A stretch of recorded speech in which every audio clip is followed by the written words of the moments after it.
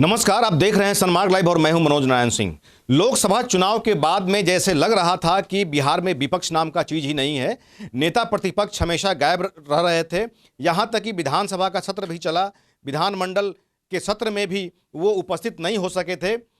सत्ता पक्ष के लोग काफ़ी इस पर किरकिरी भी कर रहे थे और ऐसा कयास लगाया जा रहा था कि नेता प्रतिपक्ष शायद ही अब फिर पॉलिटिक्स के मेन धारा में आए। लेकिन जिस तरह से 2-3 रोज से नेता प्रतिपक्ष तेजस्वी यादव लगातार मोर्चा संभाले हुए हैं, ऐसा प्रतीत हो रहा है कि बिहार की राजनीति में विपक्षी काफ़ी सक्रिय हो गई है।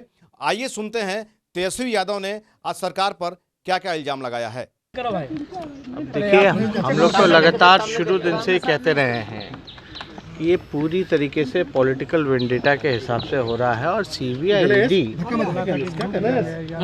को तो ज़्यादा ध्यान देना चाहिए जो आज के डेट में कर्नाटका के सीएम बने हैं येदियुरप्पा। क्या आज तक हमने तो नहीं देखा कि उनके घर कोई छापे पड़े। तो जितने भी बीजेपी के लीडर्स हैं उनके ऊपर कोई कार्रवाई नहीं की जा रही है और पूरी तरीके से ऑपोजिशन को एक टारगेट बना करके पॉलिटिकल वेंडेटा के हिसाब से सीबीआई और ईडी जो है एक तरह से प्रकोष्ठ जो होता है बीजेपी का, उस हिसाब से काम कर रही है। तो शुरू दिन से हम लोग कह रहे हैं देखिए, फेयर इन्वेस्टिगेशन होना चाहिए। लेकिन आज के दिन में जो मोदी जी को पसंद नहीं है, जो अमित शाह जी को पसंद नहीं है, उस पर पूरी तरीके से कार्रवाई की जा रही है। और अमित शाह जी गृह मंत्री बने हैं तो उसका पूरा दुरुपयोग करने में लगे हैं। लेकिन तो इसमें कोई दो राय नहीं है। ये वो भी जानते हैं, हम भी जानते हैं, और जो छापे मारने वाले अधिकारी हैं और या इन्वेस्टिगेशन करने वाले अधिकारी हैं, ये सब जान रहे हैं।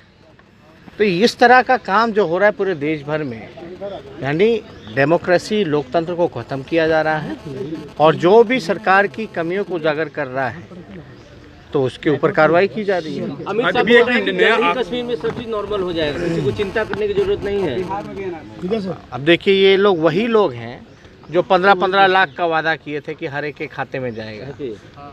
फिर चुनाव खत्म होते ही बोलते थे कि चुनावी जुमला था।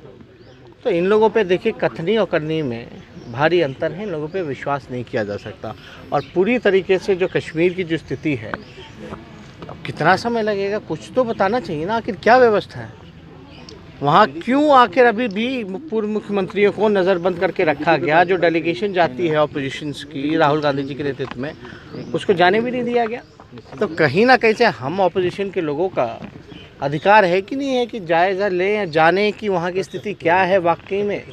लेकिन इस तरह का काम जो हो रहा है, मेरे ख्याल से देखिए, बहुत ही कश्मीर जो है, जो अब हम लोग को तो कहना चाहिए नहीं, लेकिन ये जो फिलिस्तीन, जिस प्रकार से इजराइल और फिलिस्तीन का जो वातावरण था वैसा ना बने, ये हम लोग कामना करते हैं। आप लोगों ने ट्वीट किया था, आप लोगों ने ट्वीट किया था किस तरह से कैलेमिटीज में लोग डबल इंजन की बात करते हैं और जो नेचुरल कैलेमिटीज है, इसमें लोग आज तक सेंटर से कोई मदद नहीं मिली नीतीश कुमार को। आपको क्या लगता है कि वाकई ये लोग काफी? आप लोग कहाँ, आप लोग देखिए, पटना सेंट्रल यूनिवर्सिटी को तो अब तक दिया नहीं। आप सब लोगों ने देखा, आप लोग सब लोग मौजूद थे वहाँ पर।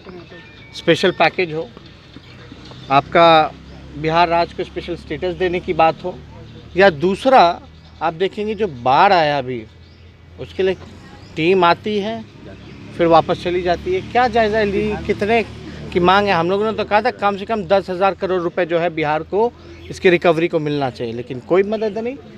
पिछले बार जब हम डिप्टी सीएम थे, उस समय भी जब बाढ़ आया था तो भी कोई मदद नहीं मिली।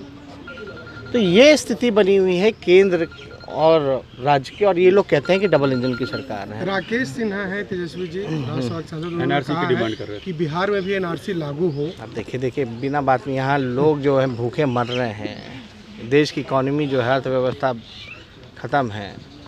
और एनआरसी में जिस तरह से फर्जीवाड़ा चल रहा है, लिस्ट तो ढंग से बन नहीं पा रहा। यानी जो देश के लोग हों उसको बाहर कर दोगे। तो लिस्ट भी तो आप देखिए क्या लिस्ट बना है, उसमें हिंदुओं का भी नाम है, वो कहाँ बांग्लादेश आए थे। तो इस तरह की जो फर्जीवाड़ा जो चल रही है, ये बीजेपी खुद ही इनका जो चेहरा जो है उजागर हो रहा है। लेकिन जेडीयू का इन मुद्दों पर विरोध रहता था, जिन जिन मुद्दों पर जेडीयू ने विरोध किया, जेडीयू चाहे ट्रिपल तलाक हो, 370 हो, जेडीयू पूरी तरीके से जनता के सामने उसका असली चेहरा नज़र आ गया है कि क्या स्थिति वाकई में नीतीश कुमार जी की है। जेडीयू मतलब नीतीश कुमार जी, और नीतीश कुमार जी की जो स्थिति है, हल्का इधर उधर करेंगे तो सीएम नहीं रहेंगे, उनको सीएम रहना है। अब स्वभाव जो है बिहार में जिस प्रकार से हाहाकार मचा हुआ है, बलात्कार हो रहा है, लूट हो रहा है, हत्या हो रहा है, और यहाँ आप देखिएगा इतना नीतीश जी का लो कॉन्फिडेंस हो गया कि अब ठीके में चले गए। तो ये जो ठीक ठाक वाली बात है, ठीके तो आप देखिएगा बिहार में पूरी तरीके से जो है असली वाकई में जंगल राज कायम हो चुका है।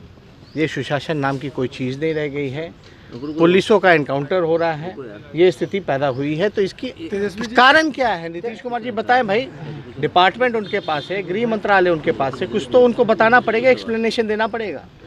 आखिर ही वो उनकी रिस्पॉन्सिबिलिटी है, उनकी जवाबदेही बनती है कि जनता को बताएं भाई इस तरह से अपराध क्यों बढ़ रहा है, क्यों जो प्रशासन जो है उनके हाथ से निकलता जा रहा है। तो उसके वजह से आप देखिए 60% आपने कहा है कि अति पिछड़ों को आप अपने पार्टी में जगह देंगे। देखिए जो संगठन अभी तो मेंबरशिप अभियान चल रहा है, जो संगठन होगी हम लोगों ने कहा कि हमारी पूरी कोशिश होगी इसे 60% जो है जो सोसाइटी के जो बैक बेंचर हैं, अति पिछड़ा जो समाज आता है जिसमें अलग अलग विभिन्न जातियां हैं, गरीब तबके हैं, उनको हम लोग जो है पार्टी के संगठन में जगह देंगे। एक सवाल था कि मिर्जापुर के डीएम ने आपको ये कार्यक्रम अच्छा लगे तो सनमार्ग लाइव को सब्सक्राइब करें, बेल आइकन जरूर दबाएं ताकि हर छोटी बड़ी खबरों से आपको रूबरू कराते रहें। सहयोगी बंटी के साथ मनोज नारायण सिंह, सनमार्ग लाइव, पटना।